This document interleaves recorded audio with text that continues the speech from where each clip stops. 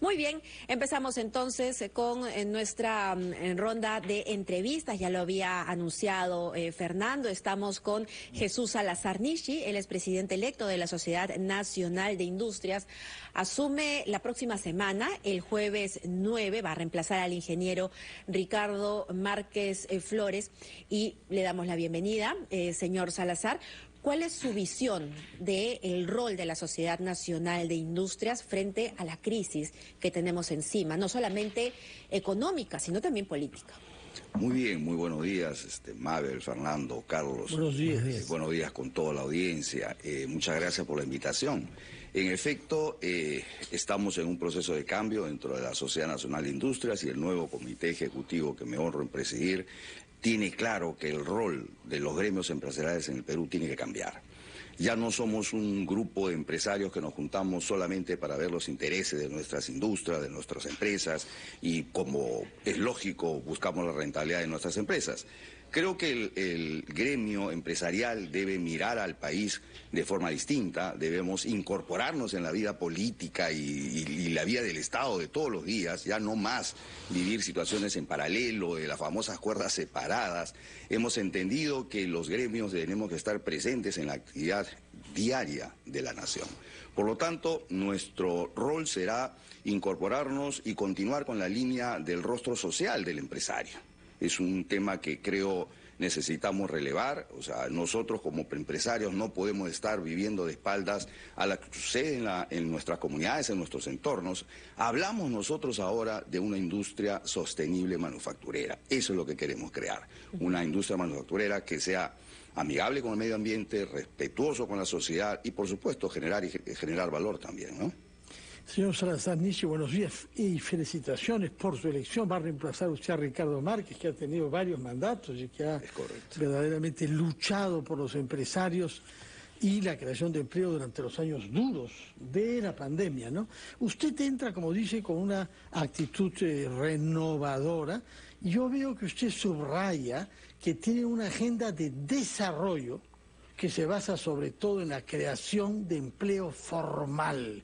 Y yo quisiera que nos explique qué es lo que se debe hacer para que este bello objetivo pueda ser realizado, es decir, que los peruanos no tengan una tasa de informalidad laboral superior al 70% de las más altas del mundo, sino que tengan un trabajo decente, es decir, con los derechos que vienen junto a la remuneración. Correcto.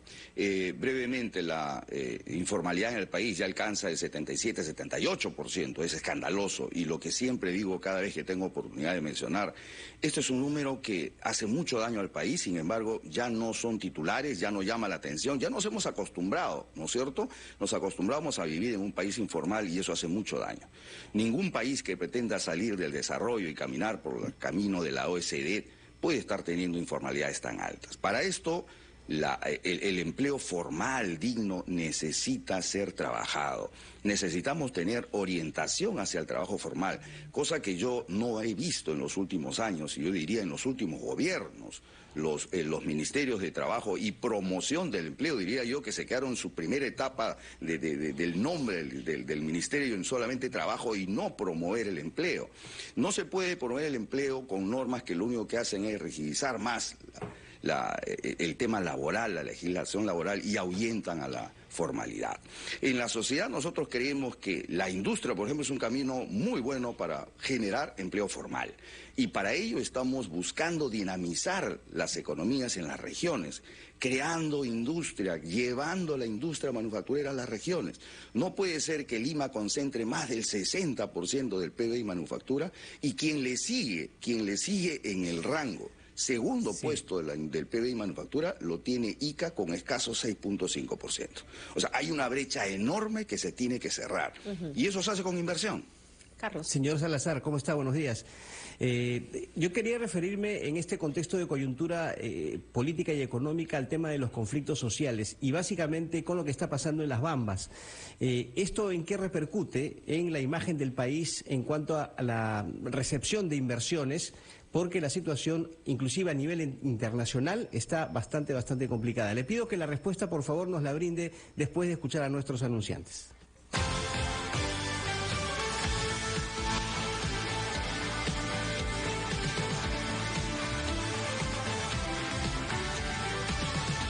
Volvemos a ampliación de noticias, 8:19. Estamos conversando con el presidente electo de la Sociedad Nacional de Industrias, Jesús Salazar Nishi. Él asume el próximo jueves 9. Señor Salazar, a ver, mis preguntas son dos concretas, para respuestas concretas también. Sobre el conflicto de las Bambas.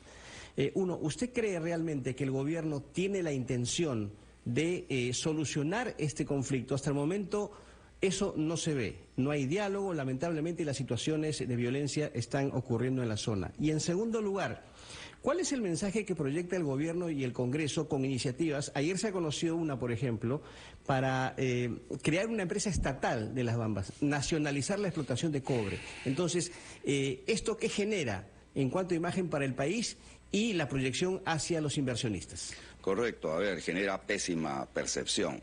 En efecto, yo trato de ser objetivo y no caer en la subjetividad. Si me preguntan si el gobierno tiene la intención de resolver el problema en las Bambas, yo diría, lo que yo observo, veo, es que han pasado 50 días de crisis, las comunidades siguen, el tema social sigue muy convulsionado, la minera no puede operar, se está perdiendo millones diarios, y no se ve absolutamente ninguna acción del gobierno que pueda llevar alguna solución a la zona.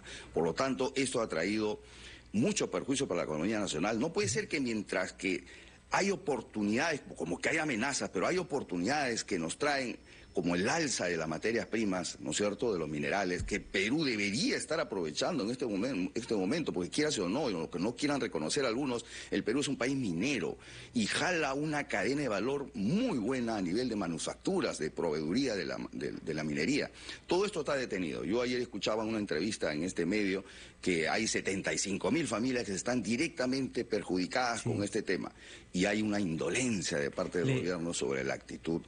Perdón, le preguntaba sobre la intención o no del gobierno porque, a ver, tras esta demora en la resolución del conflicto surge este proyecto de nacionalización. O sea, evidentemente hay aquí una situación de coincidencia que preocupa, ¿no?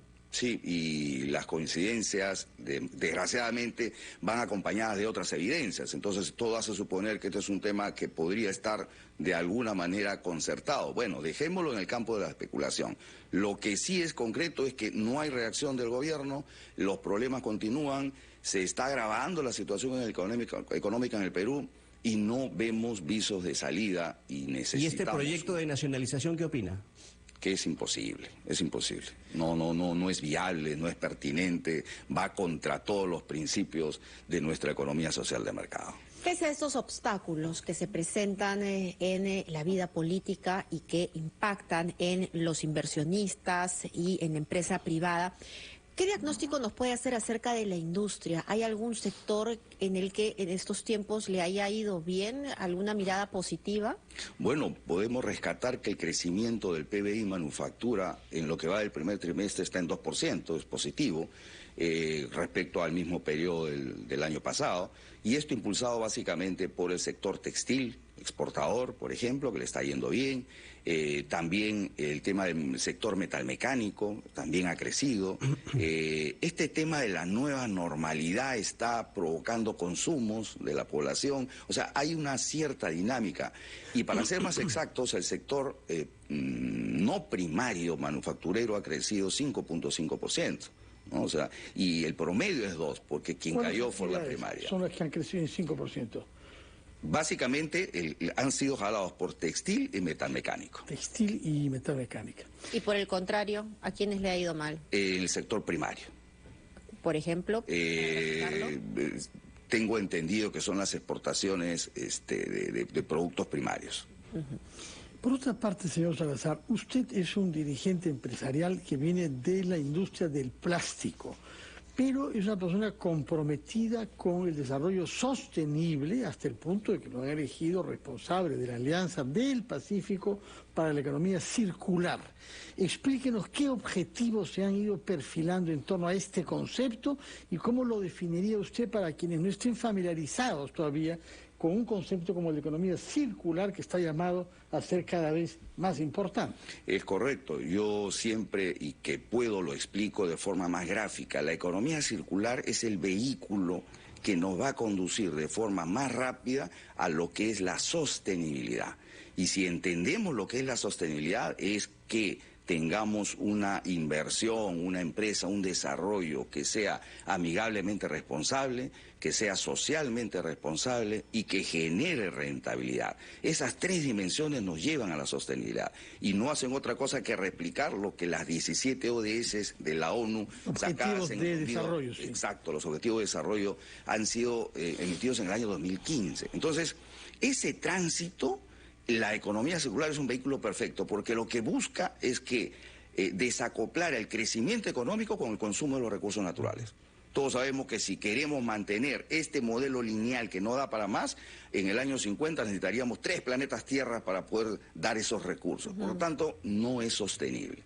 ¿Qué necesitamos hacer? Que las industrias aprendan a diseñar bajo conceptos y códigos ecológicos. Hay muchas personas que nos están escuchando en este momento y tendrán un gran signo de interrogación sobre qué es exactamente la economía circular. No sé si podría poner un ejemplo. A ver, la industria nacional está trabajando mucho en diseñar productos que sean reutilizables. Ajá. Eso es hacer economía circular. ¿Para qué? Para no gastar más materias primas.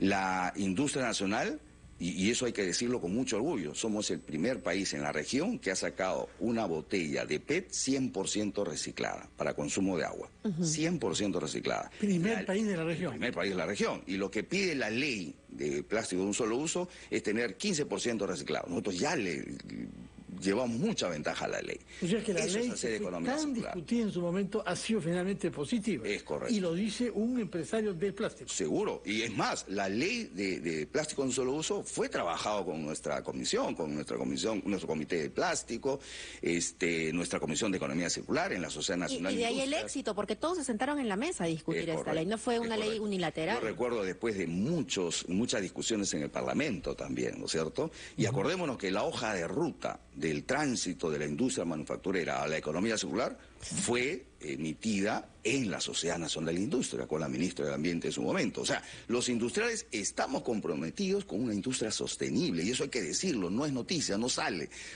Lamentablemente, y lo conversábamos hace un rato, lo que sale de los empresarios es el rostro duro, el rostro del mercenario, del que quiere hacer riqueza solamente, cuando no es así. Los industriales, que además somos un tipo de empresario distinto, nosotros estamos acostumbrados a trabajar la materia prima, a usar recursos, somos quizá un poco más sensibles en ese tema, ¿no? Señor Salazar, quisiera trasladarle una pregunta que se aplica mucho al espectro político, pero también no sé si esto tiene influencia en el ámbito económico. Y hablo justamente de el silencio del presidente y la falta de explicación de los principales representantes del Ejecutivo.